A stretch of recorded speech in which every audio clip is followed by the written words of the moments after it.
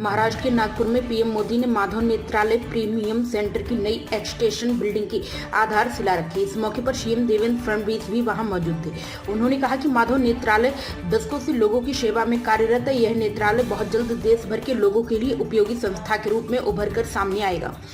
महाराष्ट्र के सीएम देवेंद्र फडणवीस ने कहा, यह गर्व की बात है कि आज माधव नेत्रालय का शिलान्यास हुआ है। दृष्टिहीन को दृष्टि देने से बड़ा कोई ईश्वरीय कार्य नहीं है।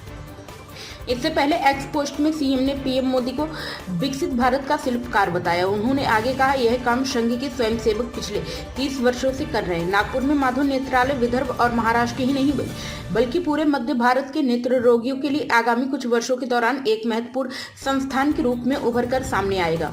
महाराष्ट्र के सीएम देवेंद्र फडणवीस ने यह भी कहा कि माधव नेत्रालय ने कई लोगों के जीवन को रोशन करने का काम किया है। जब बड़े पैमाने पर नेत्रदान हो रहा है तो देश में ऐसी संस्था का होना बहुत जरूरी और लाभकारी है।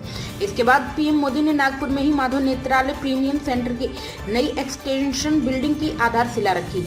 यहां उन्होंने लोगों को संबोधित करते हुए सबसे पहले देशवासियों को नवरात्रि और गुड़ी पड़वा की बधाई दी। इसके बाद उन्होंने आरएसएस के संस्थापक डॉक्टर हेडगेवार और गोलवलकर के व संविधान के निर्माता डॉक्टर अंबेडकर को याद किया। उन्होंने यह भी बताया कि भारत ने इतिहास में बहुत कुछ झेला, लेकिन नए नए सामाजिक आंदोलनों के कारण देश की चेतना कभी आहत नहीं हो पाई।